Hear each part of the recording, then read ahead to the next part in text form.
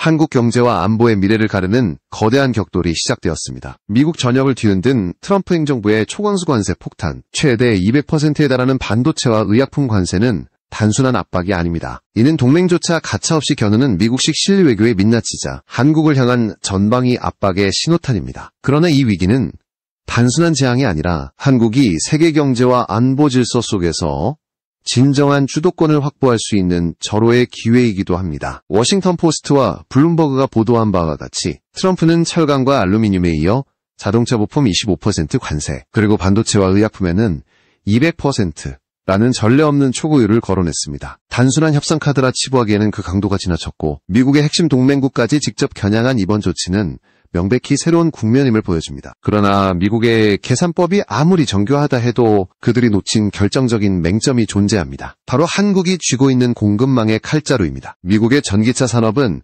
한국 배터리 없이는 단 한 발짝도 나아갈 수 없습니다. LG 에너지 솔루션, SK 온, 삼성 SDI가 조지아, 미시간, 켄터키에 세운 배터리 공장은 미국의 GM, 퍼드, 테슬라를 움직이는 심장과도 같습니다. 이 생산 라인이 멈추는 순간 미국의 전기차 전환 정책 자체가 무너집니다. 미국이 아무리 관세 장벽을 세워도 결국은 한국산 배터리에 무릎을 꿇을 수밖에 없는 이유입니다. 그리고 인공지능, 방위산업의 필수적인 고성능 반도체, 삼성전자와 SK 하이닉스의 메모리 기술 없이는 미국 내 스타트업과 연구개발기관이 생존할 수 없습니다.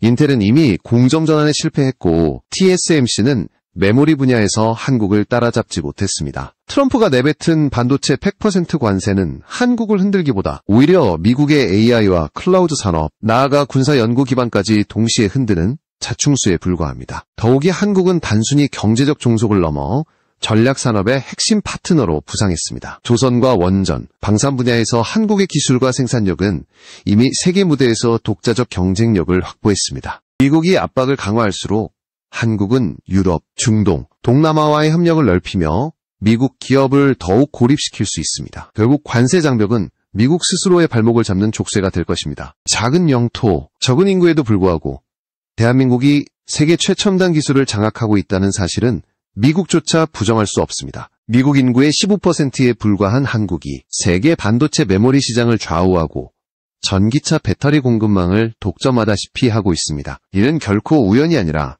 지난 수십 년간 피와 땀으로 쌓아온 기술력과 국가 전략의 결과입니다. 따라서 이번 트럼프 행정부의 초강경 관세 정책은 위기이자 기회입니다. 한국이 정교한 대응 전략을 세운다면 오히려 미국이 협상 테이블에서 양보할 수밖에 없는 국면이 도래할 것입니다. 문제는 우리가 이 기회를 얼마나 냉정하고 전략적으로 활용하느냐입니다. 위기 속에서 한국은 더 큰 자율성과 힘을 쥘 수 있습니다.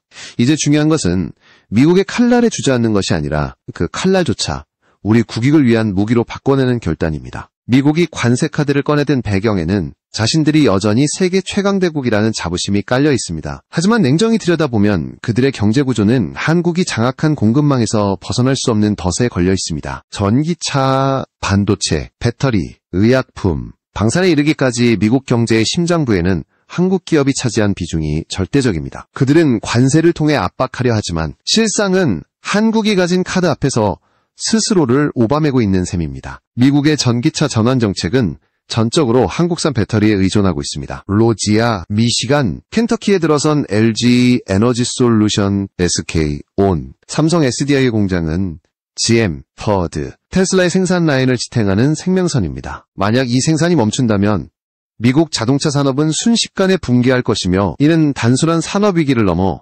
정치적 재앙으로 번질 수 있습니다. 그렇게 트럼프의 초고율 관세 위협은 허세에 불과하다는 지적이 미국 내부에서도 나오고 있습니다. 더 나아가 반도체 분야를 살펴보면 상황은 더욱 명확해집니다. 미국은 520억 달러 규모의 칩법을 추진하며 자국 내 반도체 생산 능력을 강화하려 했지만 현실은 녹록지 않습니다. 삼성전자와 SK 하이닉스가 보유한 메모리 반도체 기술은 사실상 독점적 지위에 가깝습니다. 인텔은 수차례 공정 전환에 실패했고 TSMC 역시 메모리에서는 한국을 따라올 수 없습니다. 미국이 반도체 관세를 부과한다는 것은 결국 자기 발등을 찍는 행동이며 AI 스타트업부터 클라우드 기업, 국방 연구개발까지 도미노처럼 흔들리게 되는 것입니다. 이런 현실은 단순한 경제적 협상 카드를 넘어 한국의 전략적 위치를 더욱 강화시키고 있습니다. 한국은 방산과 원전, 조선 산업에서 세계 시장을 주도하고 있으며 이러한 전략 산업에서 한국의 기술은 이미 미국을 대체할 수 있는 수준에 도달했습니다. 관세 압박이 거세질수록 한국은 유럽, 중동, 동남아시아와의 협력을 강화할 수 있고 이는 곧 미국 기업들의 시장 점유율 상실로 이어질 것입니다. 실제로 최근 조지아주 정부는 한국을 최대 투자국으로 공식 발표했습니다. 이는 단순한 경제적 수치가 아니라 미국 경제가 한국 기업의 투자와 일자리에 얼마나 의존하고 있는지를 보여주는 상징적인 장면입니다. 미국 내에서조차 한국 기업이 없으면 경제 성장을 설명할 수 없다는 사실이 인정되고 있는 상황입니다. 그렇기에 트럼프의 관세 정책은 실질적인 압박 수단이 되지 못하고 오히려 정치적 허세에 불과하다는 비판이 거세지고 있습니다. 이제 중요한 것은 한국 내부의 대응 전략입니다.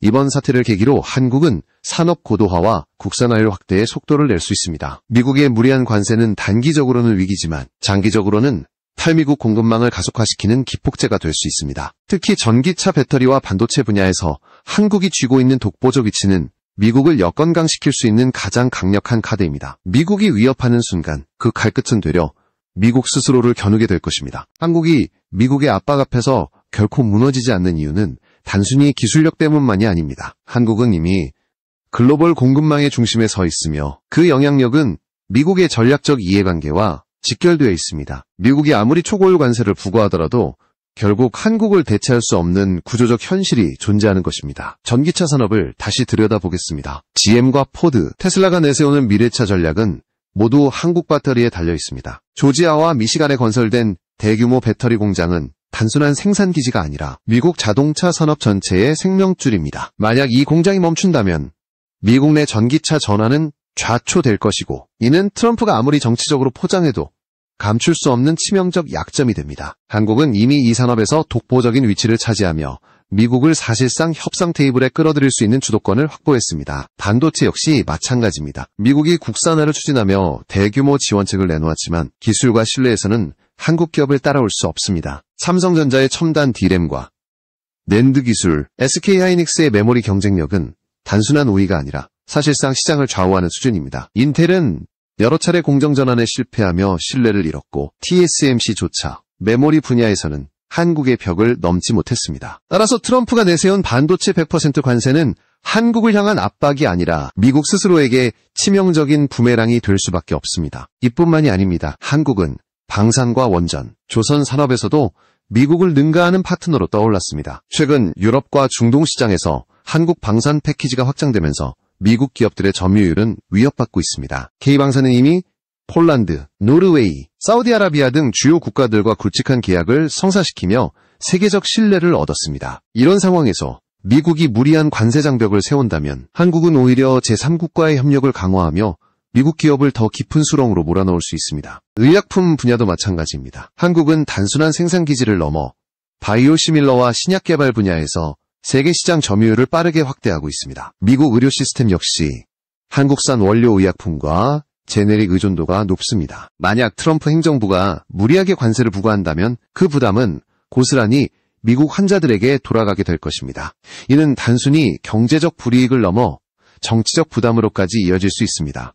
결국 트럼프 행정부의 관세 폭탄은 전략적으로도 치명적인 약점이 드러날 수밖에 없습니다. 한국이 치밀하게 대응 전략을 세운다면 미국이 협상 테이블에서 더 이상 강자로 군림하지 못할 날이 올 것입니다. 이번 사태는 한국이 단순히 위기를 극복하는 것을 넘어 새로운 도약의 기회로 삼을 수 있는 역사적 순간이 될 수 있습니다. 한국의 기술, 산업, 그리고 전략적 선택이 앞으로 세계 질서를 다시 쓰게 될 것입니다. 이번 사태는 단순한 경제전쟁을 넘어 외교와 안보 질서까지 뒤흔들 수 있는 중대한 변곡점입니다. 미국은 동맹을 강조하면서도 실제로는 자국의 이익만을 앞세우는 이기적 정책을 반복하고 있습니다. 관세 폭탄뿐만 아니라 방위비 분담금 증액, 주한미군 문제까지 동시에 거론되면서 한국은 전례 없는 압박을 받고 있는 것처럼 보입니다. 그러나 속을 들여다보면 이 모든 상황은 오히려 한국이 자주 국방과 독립적 외교 전략을 강화할 수 있는 기회로 작용하고 있습니다. 특히 이번 협상 과정에서 전시작전권 환수 문제가 새롭게 부각되고 있습니다. 미국은 방위비 인상을 요구하지만 한국은 이를 지렛대로 삼아 자주국방의 핵심 과제인 전시작전권 이양을 추진하려 하고 있습니다. 국내 소식통에 따르면 이미 미국 측 고위 안보 관계자들조차 한국의 전시작전권 환수를 지지한다는 입장을 내비쳤습니다. 트럼프 행정부의 안보정책 서열 3위에 해당하는 인사가 공개적으로 한국의 역할 강화와 작전권 이양을 지지한다고 답변한 사실은 미국조차 더 이상 한국을 단순한 종속 동맹으로만 다루지 못한다는 의미입니다. 이는 곧 한국에게 자주국방이라는 오랜 수건을 달성할 기회가 될 수 있습니다. 트럼프 정부는 미사일 지침을 해제하며 현무 미사일 개발의 길을 열어준 바 있습니다. 이러한 흐름 속에서 전시작전권 환수까지 이루어진다면 한국은 단순히 경제뿐 아니라 안보 측면에서도 독자적 위상을 확보하게 되는 것입니다. 일각에서는 주한미군 감축 가능성을 우려하지만 이는 단순한 공포 시나리오에 불과합니다. 오히려 트럼프 정부 내에서는 한국의 독자적 핵무장 가능성까지 언급된 바 있습니다. 미국이 모든 것을 지켜줄 수는 없다는 인식 아래 한국 스스로의 억지력 강화를 긍정적으로 검토할 수 있다는 것입니다.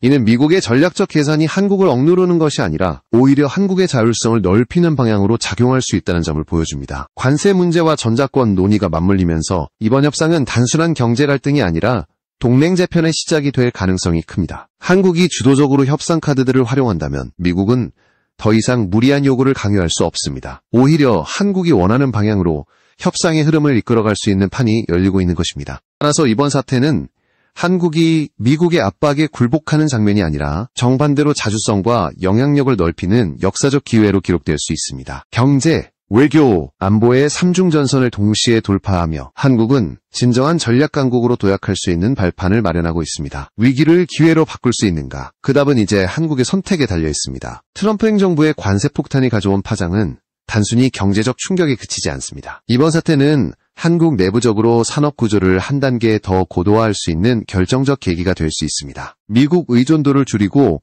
자주성을 강화할 수 있는 절호의 기회가 열린 것입니다. 우선 반도체 소재, 장비, 부품의 국산화율을 끌어올리는 작업이 가속화될 수 있습니다. 지금까지 한국은 핵심 원자재와 장비를 상당 부분 해외에 의존해 왔습니다. 그러나 미국의 압박이 거세질수록 한국은 이를 탈피해야 할 필요성을 절감하고 있습니다. 정부와 기업이 힘을 모아 국산화율을 확대한다면 장기적으로는 세계 반도체 공급망에서 한국의 자율성과 지위가 더욱 강화될 것입니다. 배터리 분야도 마찬가지입니다. 한국 기업들은 이미 미국 현지에 대규모 투자를 진행하고 있지만 동시에 원료 확보를 다변화하며 리스크를 줄여야 합니다. 리튬, 니켈, 코발트 등 전략 광물 자원을 아프리카, 남미, 호주 등 다양한 파트너와 협력해 확보한다면 한국 배터리 산업은 미국의 관세 압박을 훨씬 더 유연하게 대응할 수 있게 됩니다. 이는 곧 한국이 글로벌 배터리 패권을 장기적으로 쥐는 발판이 됩니다. 한편 대만의 TSMC가 겪고 있는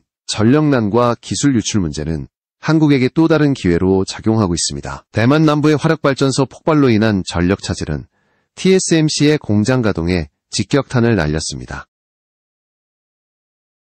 반도체 파운드리 산업은 막대한 전력을 소모하기 때문에 안정적인 전력망이 필수적입니다. 그러나 대만의 노후화된 전력 인프라는 TSMC의 삼성전자는 반사이익을 얻으며 글로벌 시장에서 점유율을 더욱 확대할 기회를 맞고 있습니다. 더욱 충격적인 것은 TSMC의 기술 유출 사건입니다. 일본 도쿄 일렉트론으로 이직한 전직 엔지니어들이 국가 핵심 기술인 2나노미터 공정 자료를 불법적으로 취득한 사실이 드러난 것입니다. 대만 검찰은 중형을 선고하며 사안을 엄중하게 다뤘지만 이미 TSMC의 신뢰는 큰 타격을 입었습니다. 이는 곧 삼성전자에게 절호의 기회가 됩니다. 기술 유출 리스크와 전력 문제로 흔들리는 TSMC와 달리 삼성전자는 안정적인 인프라와 보안 체계를 바탕으로 글로벌 고객사의 신뢰를 끌어올릴 수 있기 때문입니다. 이처럼 미국의 관세 압박, 대만의 위기, 글로벌 공급망 재편은 모두 한국에게 도약의 발판이 될 수 있습니다. 한국이 전략적으로 대응한다면 이번 사태는 단순한 위기가 아니라 세계 경제 패권 구도의 변화를 주도할 기회로 바뀔 수 있습니다. 중요한 것은